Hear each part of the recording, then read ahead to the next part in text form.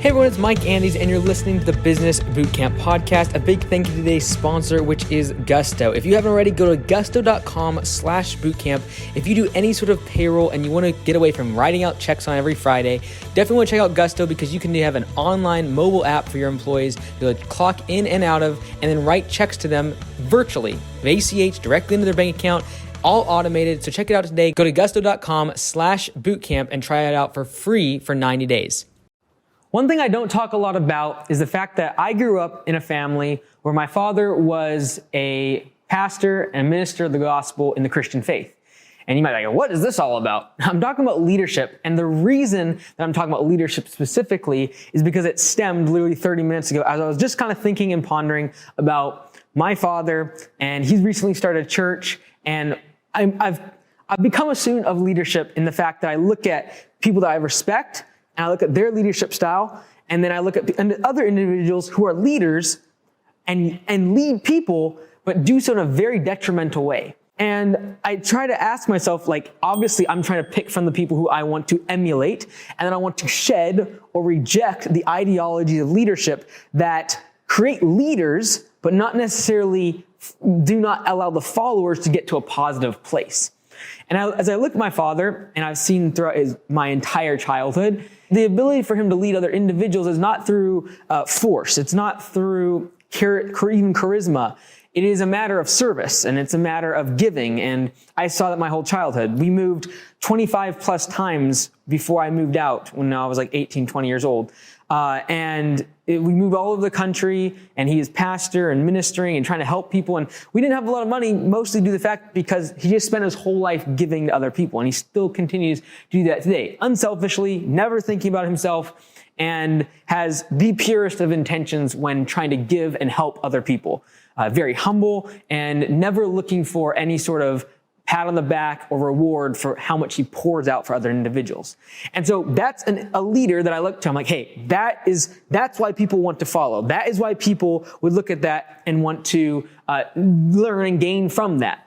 And so I also though have to look at other individuals and leaders like Putin and individuals like Hitler and say, look, they were leaders. People followed them. Therefore, they were leaders in the sense of they were out in front leading somebody. Why? How did they do that? How did they become leaders? So I started thinking about all these things, and literally in the past 20, 30 minutes came up with this diagram, and I want to share it with you. All right, so this is the diagram that I created, and I think it is an extremely effective way of, in my mind, demonstrating the different levels of leadership. And I'm sure there's people have much better diagrams of this and better steps than I have here. And there's probably 50 different steps of leadership and ways to lead individuals. But this is what came to my mind just a few minutes ago. Okay, so first and foremost, the number one way you can lead other individuals is through force. This is where you get slavery. This is why you get wars. This is why you get dictatorships, is you force people into doing things. And you look at wars that have been started against the will of the people, but because of a dictator that forced them and basically said, if you do not do this, you will be killed. And that's leadership at a political level. You can look inside of a family, though. It's like, look, I can ask a child to do something, or I can force them to do it. And they're probably going to hate me in 10 years. They're probably going to reject the ideologies, the beliefs that I put on them if I force them. And my leadership is a form of force. That's the most surface level, in my opinion, of leadership. Again, there's probably better ways of explaining this. This is what just came to my mind. And the reason I put it on the outside is because this is the vast majority of leadership is actually through force. Not just physical force, there's emotional force, psychological force, and we force our children to go through certain school. You start kindergarten, grade 1, grade 2, grade 3. We force them to go through many of those systems, and we wonder why they hate it. We wonder why they don't want to go to school. If an individual, a parent, for example, forces their child to believe a certain way, whether it be religion or economics and money or relationships, and they force them to do something, there's a really good chance they're going to get that individual to follow them. They're going to lead them for so long. But force is always a short-term form of leadership. Always.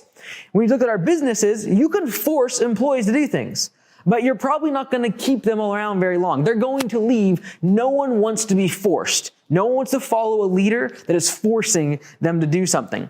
The next way to have leadership is this next circle inside of here. All right. And this is positional authority. Positional authority. All right? Now, this is where you say, as a parent, again, I'll use the parent in the business analogy. As a parent, you say, you will go to bed because I am your mom. I am your dad. You will listen to me. You use a position to then dictate that you are the leader. And the only reason you're the leader is because you have positional authority. An employee says, well, why is it done this a certain way? You say, well, I'm the boss. I'll tell you what to do. I'm the boss. I'm your manager. I'm the one that hired you. If you have to use positional authority, again, it's better than forcing someone to do something, but it's still not ideal. It's the next layer of leadership. And this is what is so often used in so many different types of business, management, politics, etc.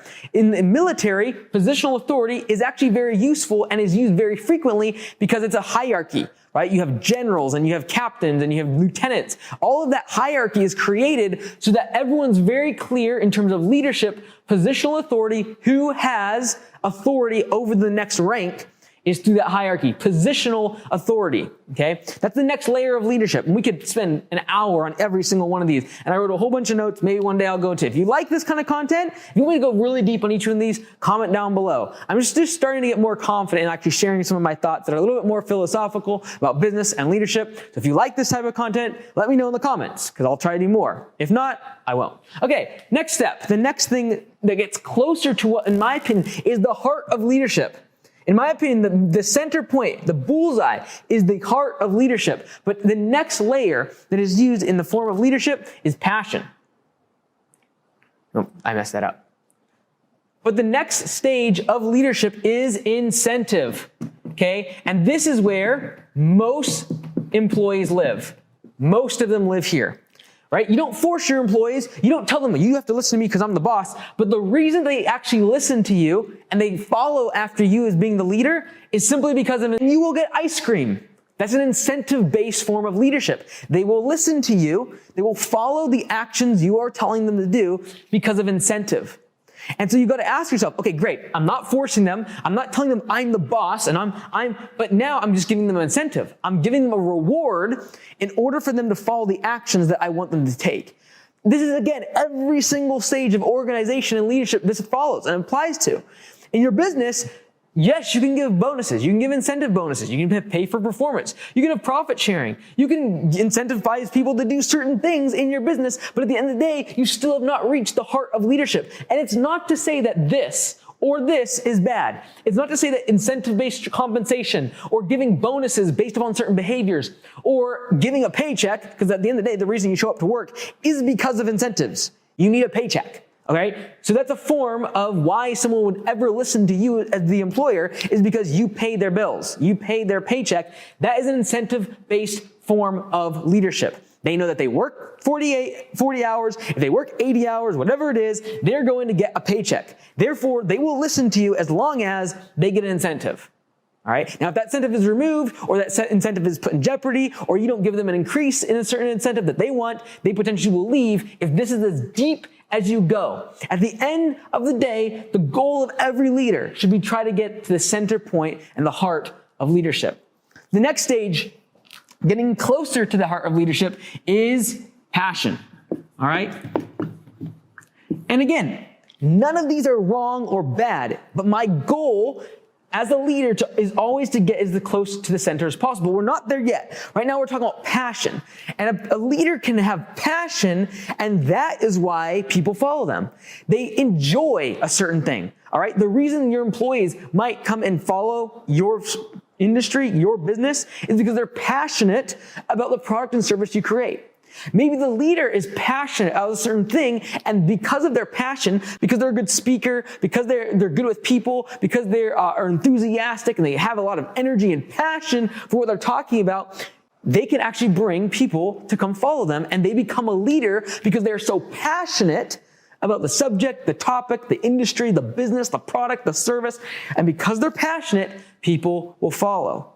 All right? This is like, a child that loves math. Just for example, if they're passionate about it, it doesn't take you don't need to force them into doing it. You don't need to tell them, I'm your mom, you need to do your math. You don't need to incentivize them to do their math. Why? Because they're passionate about their math. They love it. And if you can find a leader that has passion and is so passionate, that people will rally around passion. People will rally around someone that can get excited about the thing that they're trying to, the common goal they're trying to go towards. If someone can be passionate about that, that's amazing. They can become a leader to that extent. But in my opinion, the center, the heart of leadership, this is the golden goose. This is the pyramid. This is where you want to get to. The top of the pyramid is vision. Okay, and I think this word is like completely overused. But at the end of the day, the most effective leader is someone who has a vision, and that vision is what gets people to follow.